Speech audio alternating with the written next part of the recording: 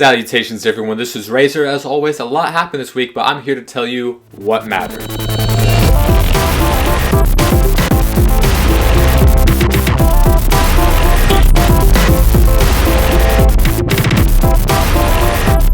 Operation Broken Eagle, the first DLC for Dead Rising 3, has come out, along with a new patch to get the game ready, which is 13 gigabytes. The patch itself is 13 gigabytes. It's got some UI improvements, some smart glass integration, some fixes with both single player and co-op.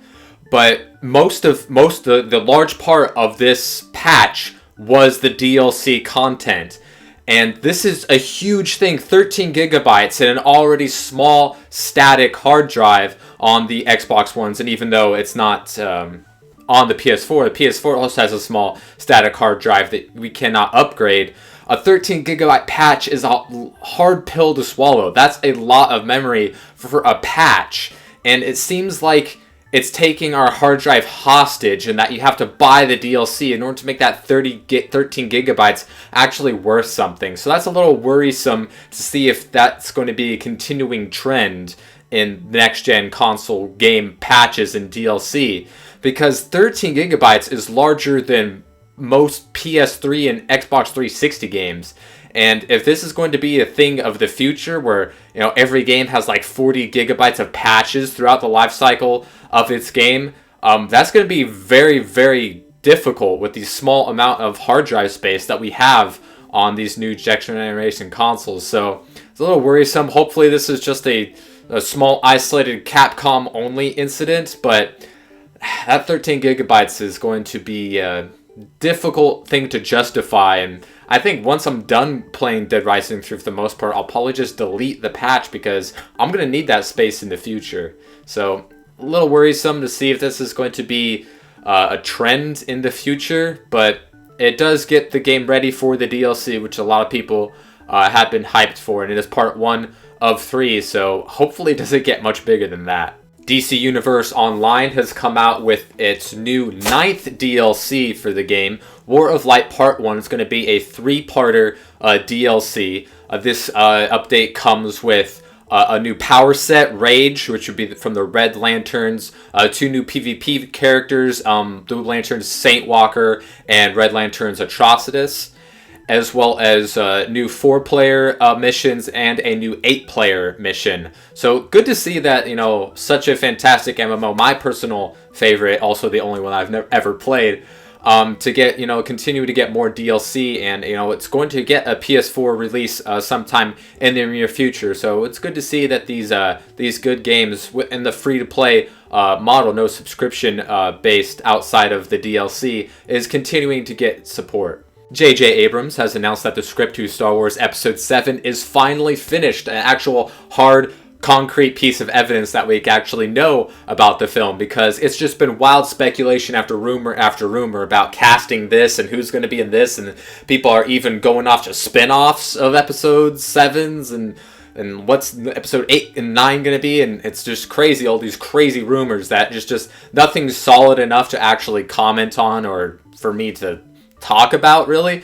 But the script is finally done, so they're going full on into super pre-production phases of the film, and hopefully we'll learn more about it soon, about who's involved, who the characters in the movie are going to be, and what, general basis of the storyline, possibly.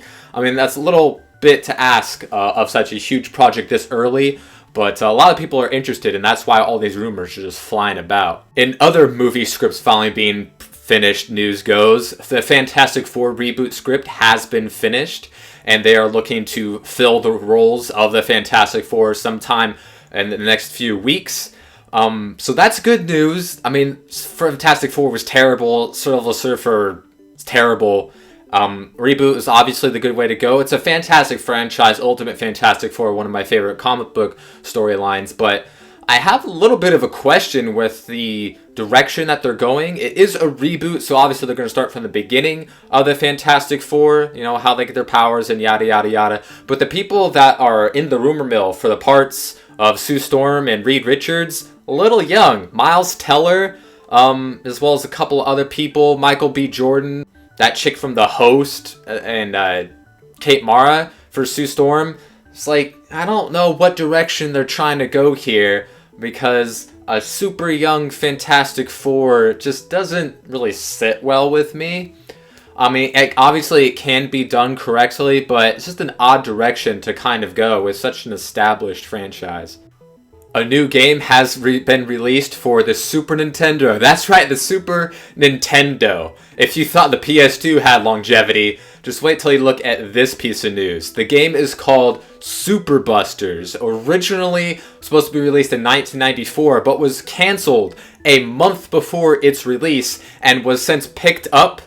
And there was actually orders being placed for the game. A couple of people finished up the game, and they were trying to sell it in 2012, and now the games are actually finally coming out. They look really cool, super retro, classic Super NES style packaging.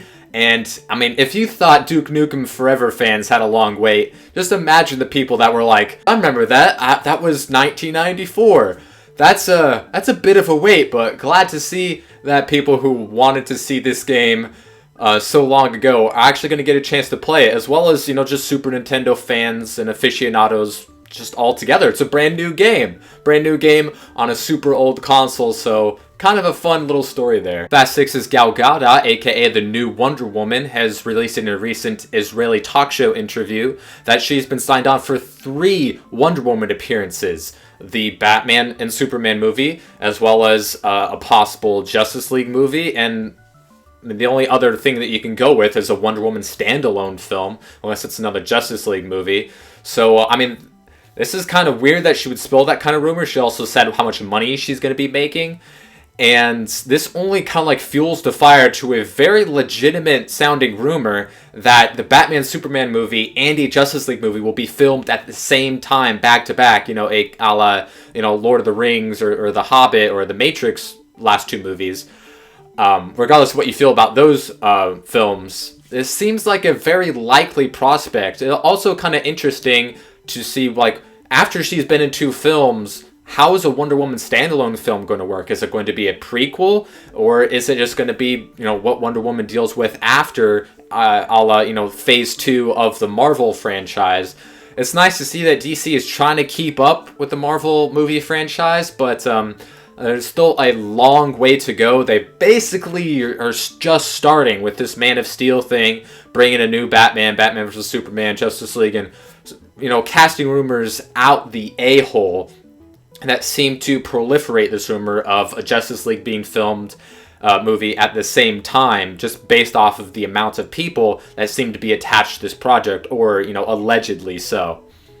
Daniel Espinosa has been penned as the director for the Assassin's Creed movie, set to come out later next year, who directed Safe House and Snabba Cash. Yeah, I don't know what those are either.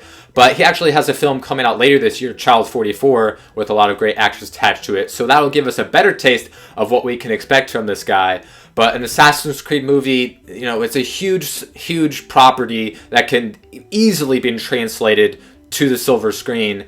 And I just hope that he does a good job. Of course, Michael Fassbender is, going to be producing and starring an unspecified role in the film. So, just the more information, the more, solid information we can get about this film to actually, it's like it is actually happening. And now they have a director. They've had Fassbender for a while. So as long as we can get more information, this awesome, prospect of a movie franchise can hopefully finally see the light of day. And as a huge Assassin's Creed fan myself, I hope this to be the case. And a little bit of news to make everyone else feel inferior. Rovio announced that there have been 2 billion Angry Birds downloads over the lifetime of the franchise. 2 billion! That's like 28% of the globe, if you think that everyone can only download 1. Which I think is a weird little estimation to make. I'm sure most people have, at least 2, with all the, seasons and 2 and Rio 2 and or whatever. Whatever all that Angry Birds stuff is. I really haven't played it outside of the first one much myself. But $2 billion, that's a lot. I mean, they're made like $180, $190 million just last year alone, which is, you know, far above the somewhat over-exaggerated projections that many people thought that Rovio had back in 2010, but they have exceeded that. And of course, you know, merchandise is, you know, just going crazy, you know, has been for the past couple years. And the Angry Birds movie that's going to be coming out in July of next year, funded solely by Rovio, because they have the capital to do such a thing. And, I mean, hopefully it works out for them. I mean, I'm not a huge fan myself. I mean, it's a pretty fun game and very polarizing. A lot of people know it, and the statistics show that 9 out of 10 Americans and Chinese people know what Angry Birds is, and just with that kind of power, you know, it's pretty easy to make a long-standing, successful franchise of games. So that's all I have for you guys this week. Hope you enjoyed. Be sure to leave a comment below about anything that I mentioned today, and the links to all those stories will be in the description below. I hope you guys enjoyed. Be sure, you know, if you liked it, you can let me know in a comment or a button, and if you want to, you know, see more, there's a button that can help you do that as well. So anyways, I'll see you guys next time.